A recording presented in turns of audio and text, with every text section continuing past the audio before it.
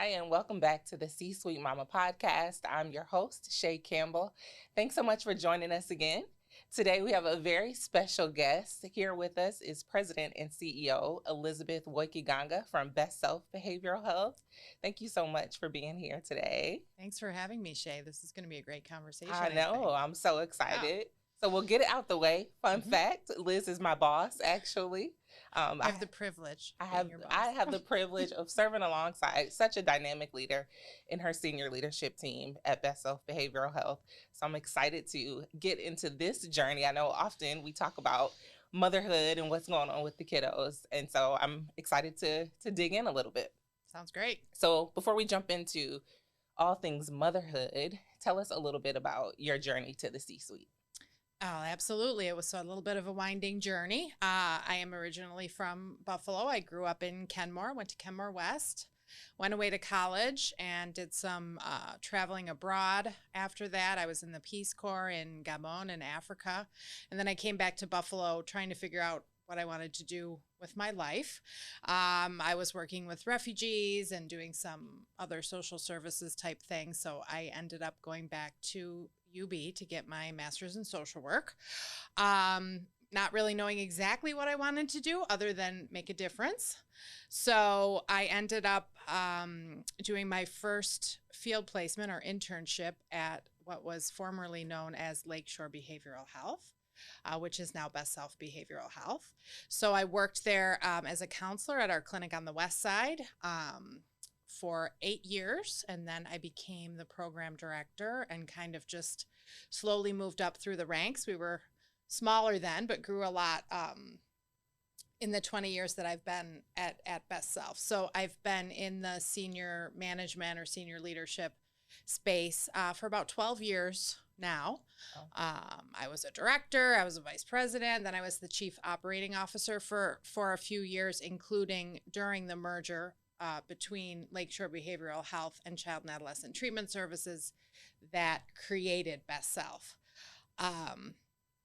And then when my former CEO retired in 2020, June of 2020, so we were high pandemic at the time, I was named CEO by the board of directors. And so it's been almost 4 years and it's been a great journey and a lot of fun and really, really hard work. Yes. And in the meantime, and all of that, I had my kids, and I don't know if you want me to talk about that. Yeah, I was going to say, tell us a little bit about your kiddos and. Yeah, so I had my son is 17, and I had him while I was still a counselor, working frontline counseling at the clinic. And then my daughter is 14 now, and I had her when I was a program director at the clinic. So I had my children while I was still doing frontline work. Yep. So all of the time that I've been a senior leader or an executive leader, I have had my kiddos. Wow. With me. So my son is just about to go off to college and my daughter will be going to high school in the fall. So, they're great kids and they are very balancing the kids. two is. At what point did you know that you wanted to, or I don't know if that point ever happened, did you decide that you wanted to kind of take the senior leadership track? I would say that it was not an intentional path for me, but when I was doing, the frontline work, I think I have a big picture view of things. So I was always kind of looking at, what could we do better? What could we change? What could we improve? What could we grow? And I think that's what kind of caught the attention of the leadership of Lakeshore at the time.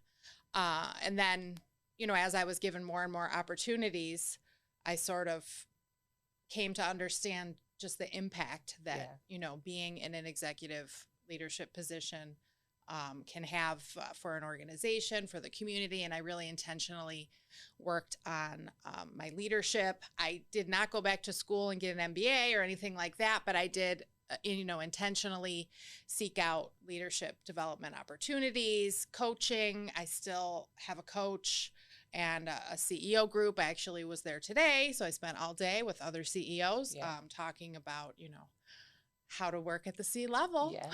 So before I get into the mom part of things, some of our listeners are aspiring Mhm. C-suite folks. You mentioned professional development and coaching.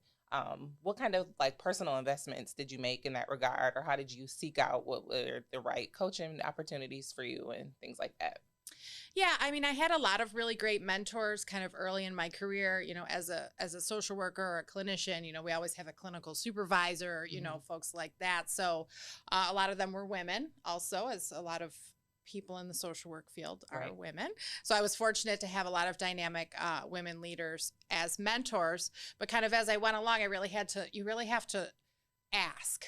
So no one is going to come to you and say, Right. "Hey, do you want a mentor?" Right. You have to go to your whoever you report to or the leadership and say, "Hey, I saw this opportunity. I'll pay for half, or maybe you can give me the time." And you have to kind of really seek it out and then pitch it, and Yeah. then really pitch yourself and what you're going to get out of that. I mean, Yes. many, many times I went to my former CEO with a piece of paper touting everything that I'd done in my, chief operating officer, role. We grew this much, we added this, just to remind folks kind of what I've Okay. accomplished and what I guess return on investment Yeah. investing in leadership Yeah. development for me would be. And I think it's really important to be open to feedback, and humble and really focused on professional development. And I think Absolutely. people see that. Yeah.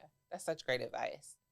So you navigated kind of through the ranks at Lakeshore. And a side note, fun fact, and Liz may not remember, but our paths crossed Hmm. very early on when I was an intensive case manager for the Buffalo Psychiatric Center. Hmm. And we had my very first client. We shared a client there. So a little fun fact, and then Can't we say the come full name, but circle. I do remember. Yes. And I think that's also an important note because I think no matter what level folks are in their profession or what stage in their profession, developing relationships early on Mhm. and keeping your reputation solid goes a long way. 'Cause- And I think working really hard at whatever Yeah. level you're working at. I Absolutely. think sometimes we have folks who come right in, expecting that because they have this degree or that degree that they're now going to be a leader, Right. right away. And I think leadership is earned, and you have Yes. to kind of pay your dues or kind of be Mm. willing to do that frontline work. I mean, at least in my case, that was, Yeah. how I came up, and I think that can bring a lot of respect from leaders Absolutely. to see, that Especially you're in always that, willing to do more extra, right. stretch assignments. For sure. Especially in this human service, social work world, you definitely have to pay your dues. And there's so much to learn. I think people sometimes discount the work that we Mhm. do, but it's an industry, it's a business at the end of the day. Yep. And there's a lot to be learned about the business and the operation of the business. And even as a clinician, you learn a lot about how to interact with people and Yeah. how to, build relationships and just kind of build a Definitely. rapport and those Right. kinds of things. Right. So we talked a little bit about the C-suite journey. Talk about the mama part of it all. How do you navigate these really ambitious children that Mhm. you have, very active, super talented? They're not kids who are just sitting at home playing video games all the time. And even in their activities, they both excel.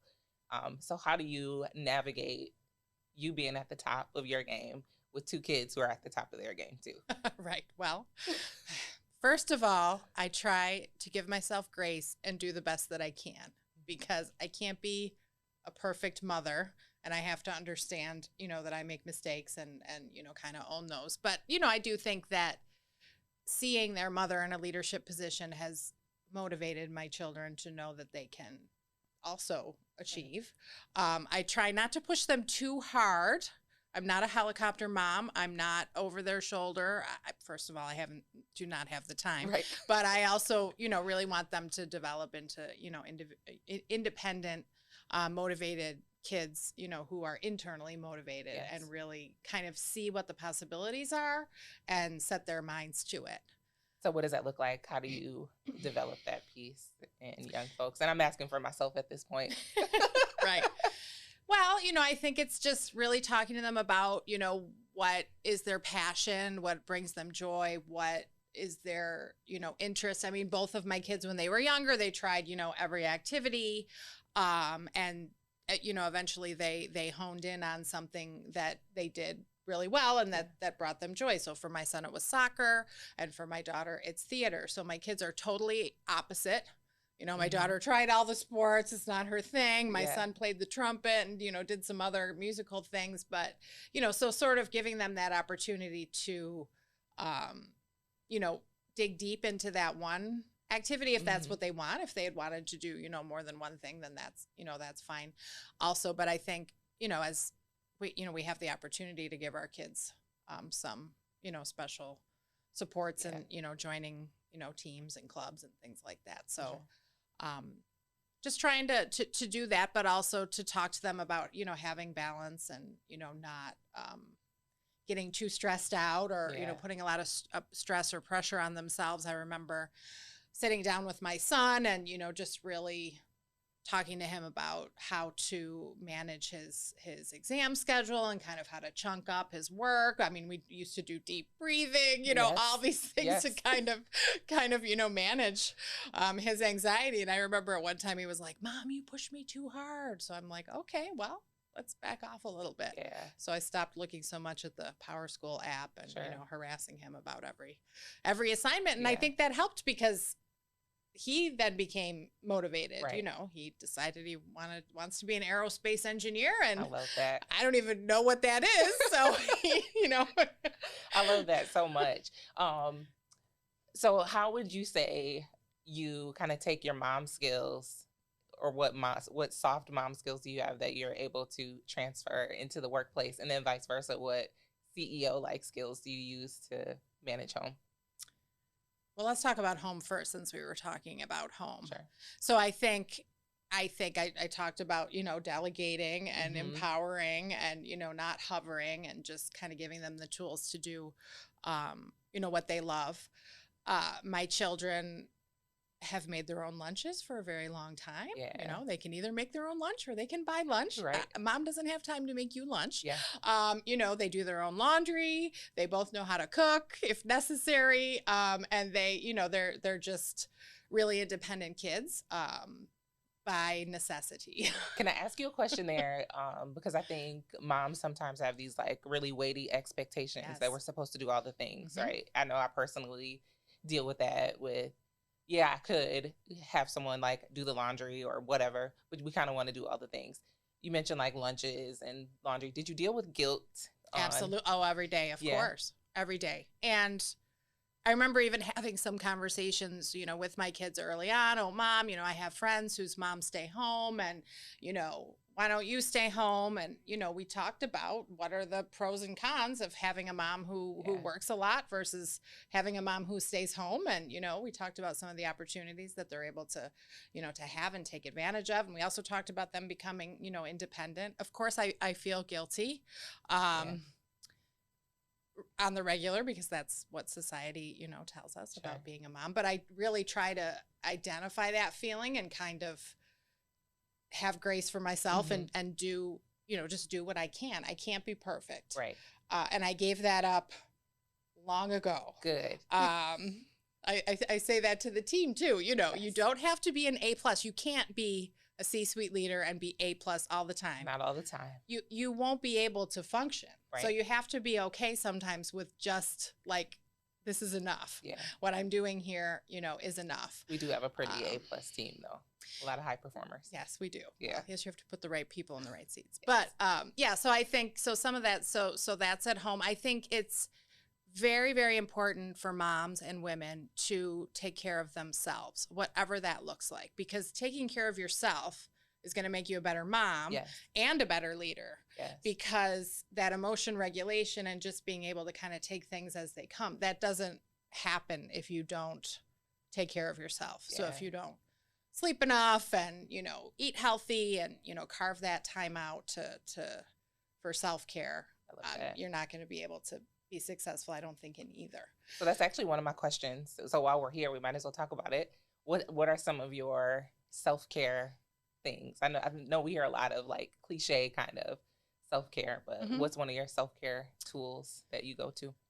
Well, I'm on the go all the time. So when I'm not on the go, I try to really not be on the go. Yeah. So, if I've had a long day and I get home and yes, the house is a mess and yes, there's stuff everywhere, I just leave it. Watch Netflix with Aisha, or, it. Just sit and read my Kindle for a little while, or play a game on my phone or whatever. And just in the morning, I put the dishes in the dishwasher or delegate it to one of the children. I do use hacks. I know that's one of your questions. So I'll use Instacart. I mean, Instacart for me, it might cost a little bit more, but it keeps me from throwing extra things in my cart that I don't need. Yes. And it also saves me a good hour and a half on a Saturday morning where I can go to the gym or take the dogs for a walk or do yoga or just do nothing. Yes. So just trying to find those opportunities. To pass off some things that don't bring me joy. Right. Shopping at Wegmans does not bring me joy. Some people love it, and that's great. Then you should put that in your schedule if you love it. But I do not love that. I do not love cooking. I do not love cleaning. So obviously we have to do some of that some of the time. But I try to I have been Instacarting before Instacarting was cool. Like pre-pandemic, I've been an Instacart member probably 7 years. So you are ahead of the game then. Way ahead of the game. And mostly I started when my son was really little because it was just too much to be in the store. At the time we lived in the second floor apartment. And so groceries and a toddler was like not going to happen for me. So Instacart was a lifesaver. I mean, and I think sometimes people, they just feel like, oh, if I use Instacart, I'm not going to the store. I'm not picking my fresh produce. And so some of that is letting go a little bit of perfection. If my apples aren't the perfect one that I picked, one or two might be I'll just take that bag and So. Exactly. I love that. So what do you think? I know we hear all the time about some of the challenges with balance. What other challenges would you say kind of come up for you? I think there are a lot of challenges with balance. I think when you're an executive leader or C-suite, it's really hard to get caught up in work all the time and feel like, hey, I'm the CEO or I'm the C whatever. I need to be at every event. I need to be at every, gala and every, after hours thing. There's something every day that you could be at. There's a breakfast, a lunch, and a dinner that you could be at every single day. And it is great if I can go to all of them, I'm sure. And that's not good for me and not good for my family. So I really have to try to, be intentional about what I can do and what I can't do. And I think that's good at work also because it gives other people opportunities to represent the agency, at some of those, for sure, at some of those events. So I think that's one of the things that I use my mom skills maybe at work to do, in addition to, just trying to let people be themselves and, be nurturing and those kinds of things. So you touched on it a little bit in terms of the professional development piece for folks who aspire to be in leadership positions. So aside from the development piece or looking for a mentor, are there any other tips or thoughts that folks can do to prepare themselves or to get in line to take advantage of some opportunities? Yeah, I think it's really just seeking out conversations with, women. I don't think that we have actually enough opportunities for that in this community. I think that there are a lot of opportunities for professional men to network, including, things like the golf course and the club and, these kind of secret male clubs that they have. There's not a lot of that for women. So one of my goals for the community is to start to develop more of those kind of bigger picture networking, events, or not even network, just where women can be together and, maybe, just meet women and other women leaders, and then, maybe do some work for the community together. So I've been working. C-suite mama event. Yeah.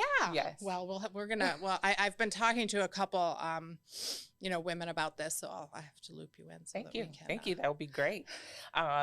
So tell us a little bit, what's the next goal for you professionally and some of the next goals maybe with your family that you're willing to share? So let's see. Professionally, I am very committed to the work that we're doing at BestSelf.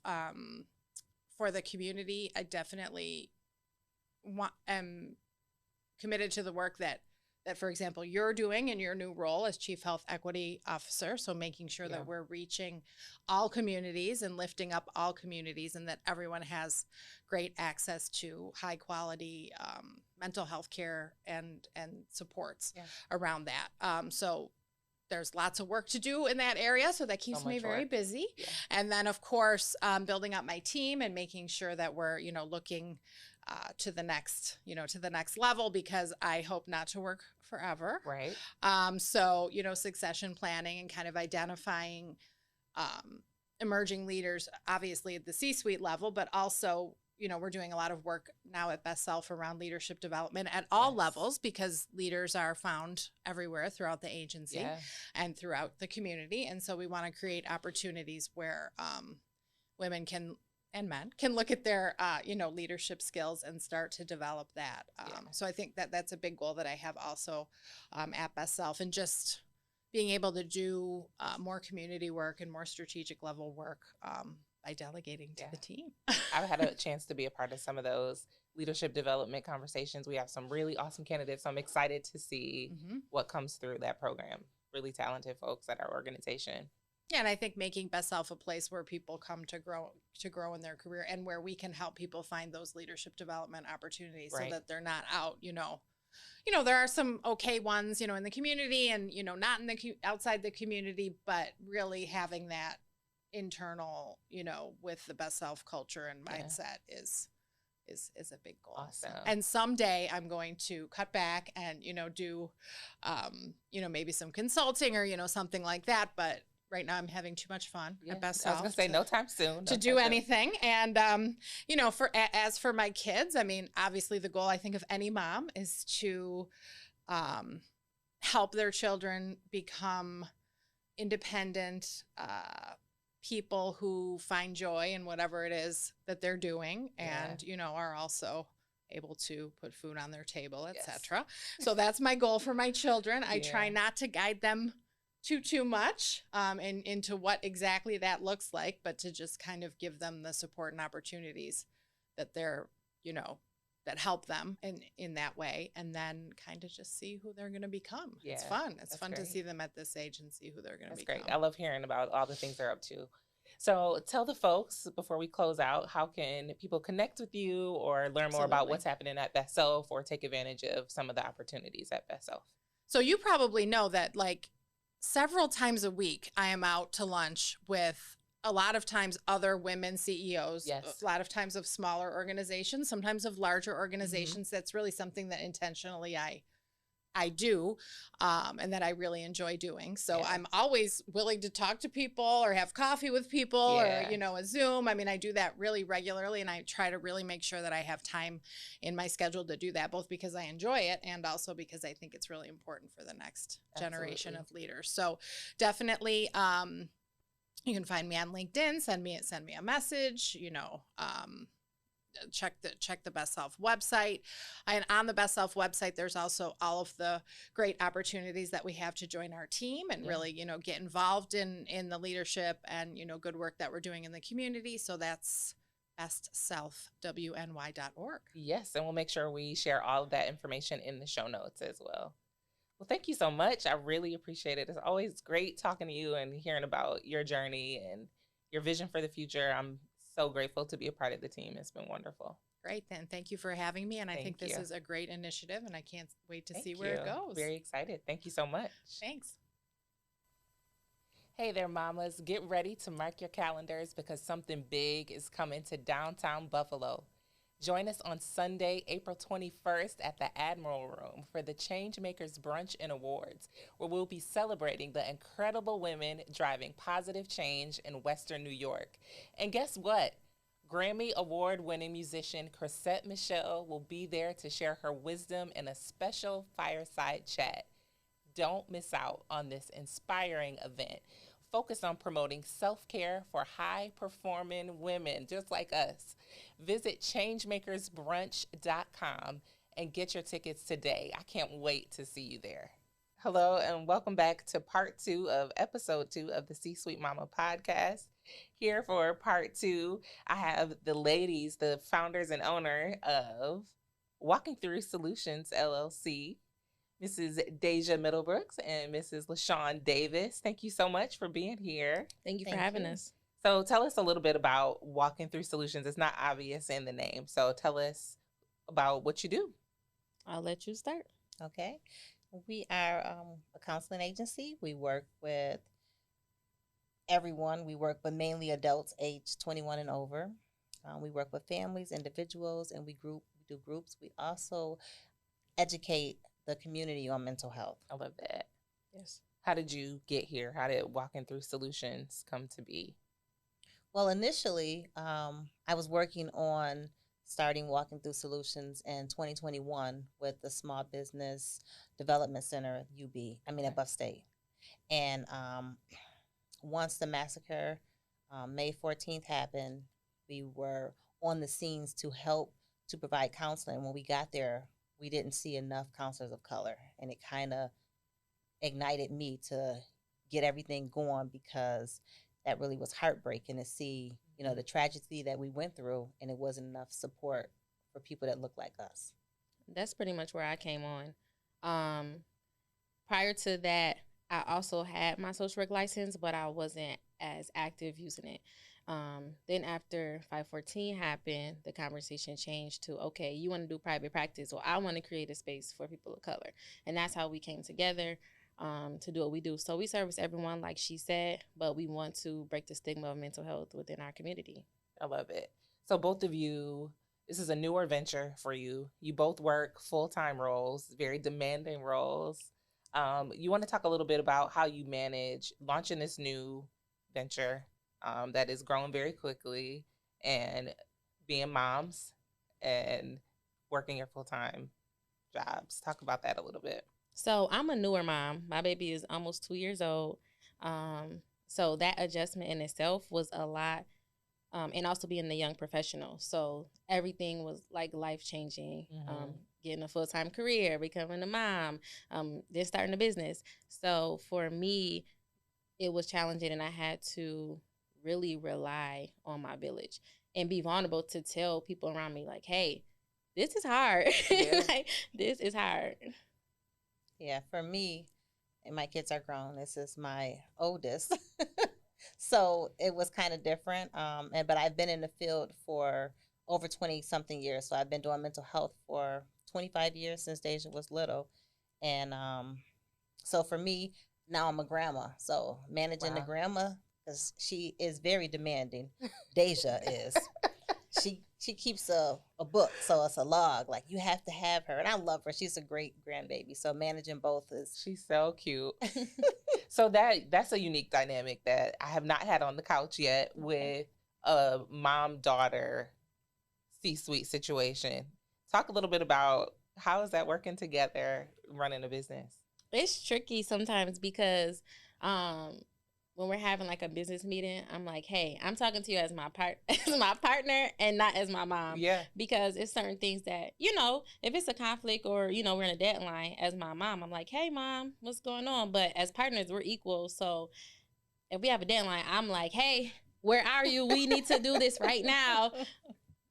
Yeah, and it is kind of different because I am mom, and she's always going to be my little girl. So it's like, okay, watch yourself. Right. So when y'all have meetings, like, do you have to clarify, like, we are sitting down and this is a business meeting, or do you, at Sunday dinner, you having a conversation about the business too? I think it ebbs and flows, but for the most part, we carve out that time just because of like having a small child. Yeah. And then other obligations. We are intentional about like, okay, we're going to carve out this time. We have an event coming up. We're like, okay, this night we're going to spend 3 hours at least doing this so that we can just focus on that. Right. We do set the meetings is when we talk about business, it's like a meeting. It's not like mother-daughter. Yeah. We sit down, we got our notebooks, we got our computers out. So that way we can't come back and say, I don't remember. Everything is written down. I love it. But sometimes you get a good idea randomly. Right. So sometimes I'm like, hey, I know we're not talking about that, but we should do this. So I know you both don't officially like have titles of like chief this or whatever, but you're very much senior level leaders in your small business, which is beautiful. What are some of the challenges with navigating being a leader in your business in parenting a toddler, parenting an adult, because we still need parents That's as right. adults, Very and much. then parenting, your Yeah. other children that you have. I think it's for me it's like managing, because I have twins that are 21, and one is in Atlanta and one is here in school, so they're constantly calling, and then I have the grandbaby. So I still think, as far as the role, because I do counseling in my full-time job as well, so I think it flows a little different for me than it would for Deja, but I think it flows evenly for me. I don't think it's really, for me, I've been doing it for so long. Yeah, and the challenge, it just looks different. Right, right. I would say for me, some of the challenges, especially being a small business owner and, like you said, working full time, on top of that, is time is scarce. Yeah. So I have to be intentional about being present when I'm present. So I'm focusing on quality versus quantity when I'm with my family or with my spouse or even with my friends. If I'm here, I'm not doing work right now. Yeah. And then that helps me just show up and really be present. I love it. So thinking about your journeys, what would you say for women who are not in leadership positions that are moms but desire to take that leap, either in a leadership position or take the leap to start their own business, but they're a mom? To lay out everything, but don't ever let your dream fall to the side just because you're a mom. Yeah. Bring that in as part of your life. Like when my kids were little and I was going through working and having the kids, I took every moment and made it fun. Like I loved being a mom with the kids. Like I loved growing up, their friends. I loved them around. I loved the sports, the activities. So you got to keep your mind clear, but also keep it to the point where this is my goal, this is my dream. Keep going. I would say for me, I'm a little still in the weeds on it, figuring it out as I go. I love it. But for me, I think I would say do it. Do it even if you're scared, if you're not sure, if you don't know if it's going to, be successful or not, because you learn as you grow. Absolutely. And there are people doing it now that aren't as good as you. So why not? That's a fact. So you said you're figuring it out as you go. You're still learning. What are some of your favorite like tips or life hacks or tools or resources that you kind of go to help navigate all that you have going on? I keep a family calendar. Okay. So digital or handwritten? In my phone, digital. Well, I do have a planner too, so I use that, but I do a shared calendar between me and my husband, because if doctor's appointments, anything, family gatherings, game night, anything you want me to be at, we put it on the calendar. It has and vice to go on versa. the calendar. It's not happening otherwise. Because it's not, or like I may get pulled into something for work, so I make sure that I check my calendar. Like, hey, I have a birthday party at this day, so I can't do that time, and I try to be intentional about keeping those commitments, because I don't want to be. I want to work hard so I could play hard, but like it's hard finding that balance. Yeah, sure. What about you? And I keep because I'm old, I keep the handwritten calendar on the door so that everybody that come in the house know my schedule at home. But as far as work, I keep it on my computer, on my phone, so that way Deja can see it and we are all on the same page. Yeah. Even the family can see my work schedule too, just so they won't think they can interrupt. I love it. I love it. So what skills do you think from motherhood, what skills do you take into your role as a leader, and then what roles as a leader or some of those like professional skills do you think you apply to make home life run smoothly? I think for me, the role I take is being consistent. If I say I'm going to do it. Because then that way I don't have to fall back and backtrack. If I say I'm going to do it, just stick to it and be consistent, and stay organized. Keep everything, like the planners is so important, because the one day you lose that organization, you off track for a month. So I think just being consistent, say what you're going to do it, and stick to it. Love that. I love that. Yeah, I would say keeping a to-do list. That helps so that things don't get lost in the sauce. But I also would say from motherhood, giving myself grace.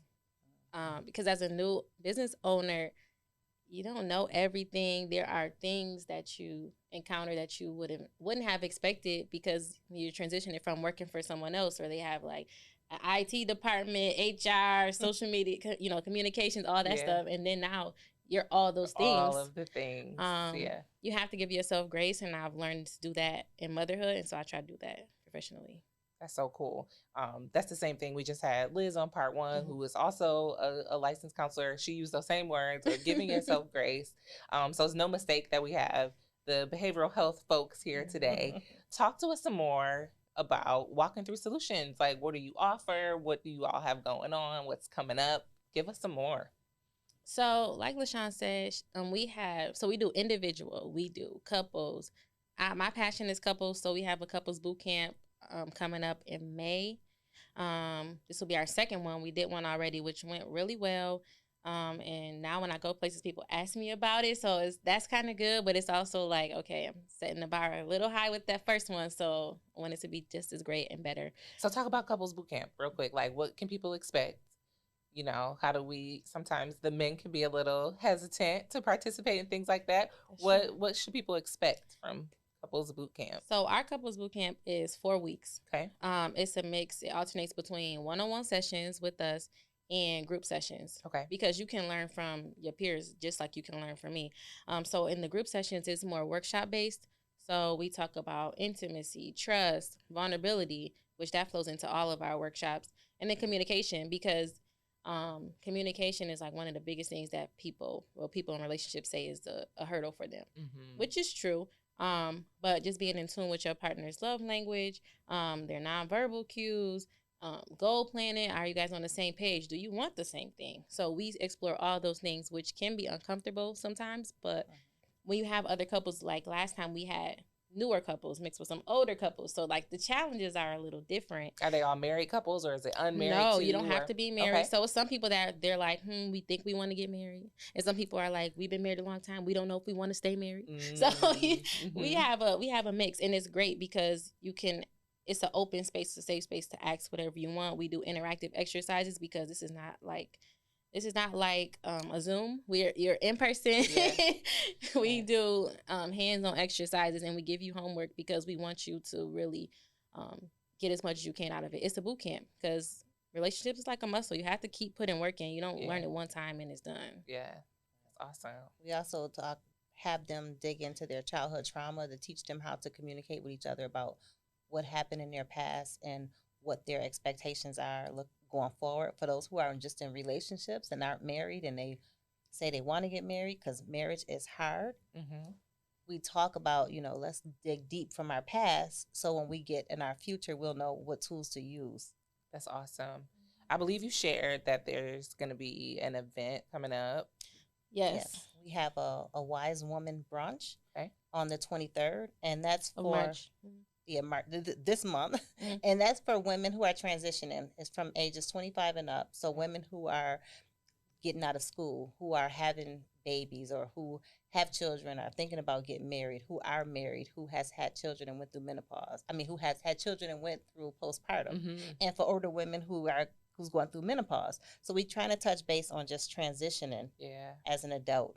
I love it. What's going to be the format of that particular event? What should people expect? People should expect we're going to all come in. We're going to network to get to know each other. We're going to have this magnificent brunch, and we're going to have workshops. We're going to break out into workshops to talk. We're also going to have participation so everybody can participate.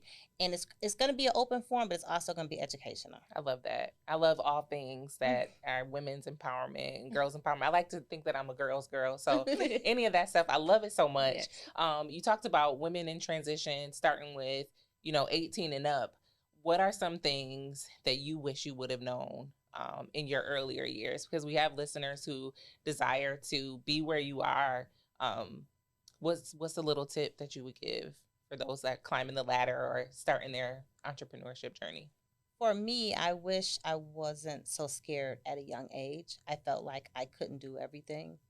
And being older, I look back and I also watch Deja, and I'm like, it's nothing you can't do. Just strive for it and work. You don't even have to work hard at it. If it's your passion, it'll come. Yeah. So I wish I would have known that at an earlier age. Absolutely. Yeah. I would say trust yourself. And it's scary to do, especially when you're a younger person or it's a new experience for you. That can be challenging. So I know for me, I have to continually remind myself, like, girl, you got this. Like, you can do it. Like, it'll be fine. It'll be fine. Yes. So just trust in yourself and try it. You may do things that you may say, like, oh, I did try that and I don't like it. Right. And that's fine. It's still a learning experience. Yeah, you are absolutely killing it. We are so proud. Deja was just recently recognized for Buffalo Business First for 30 Under 30. Yes. And we are so proud of her. She also got an award for being the best performer through the Buffalo Purchasing Initiative, focused on racial equity for MWBEs. The first time I met Deja, I just knew she was a star immediately and just needed to figure out a way that we could work together. And I'm so grateful our paths have crossed. You are so incredible. So incredible. Thank you. Yes. And you're my mentor, even though you did not ask to be my mentor. That's how it works. My pleasure. It's my pleasure. My pleasure. So tell us, how can folks connect with you both? How can they connect with Walking Through Solutions and sign up for your 2 incredible events that you have coming out? You can go to our website, www.walkingthroughsolutions.org. You can like us on Facebook so you can know what's coming down the pipeline, Walking Through Solutions, LLC. You can, on LinkedIn. We're on LinkedIn, Walking Through Solutions, LLC. You can find us, connect with us on LinkedIn, Deja Middlebrook, Lashawn Davis, and my email is Deja, DEJAM, @walkingthroughsolutions.org if you have any questions. And mine is LDavis, DAVIS, @walkingthroughsolutions.org as well. And you can RSVP to the events right through our website too. Awesome. We'll make sure we link all that information in the show notes. Thank you so much. Thank you. Very excited. Also, we didn't get a chance to mention Walking Through Solutions is also partnering with BestSelf, who was just on immediately prior in part 1, for those same purposes, to make sure that we continue to eliminate stigma as it relates to mental health treatment and continue to support the Black community as it relates to mental health. So we are so excited to have you 2 dynamic ladies supporting our community and doing this really important work. Thank you so much. Thank you. It's amazing to get to know you. I met you through Deja. Yes. And every time I see you, everything I hear about you is just, you're soaring. You're just up there. So I want to say congratulations to you and everything. Thank you. And you have a lot of life hacks. She sends a lot of tidbits. I do have life hacks. You can delegate things. You don't have to do everything yourself. I'm like, I should do that. I got a new life hack for you too. I just discovered one. I'll share that. I'm not going to say it on here because they are not sponsoring this show. That's yet, right. So we're not going to share it. Keep it close. I'll share it with you.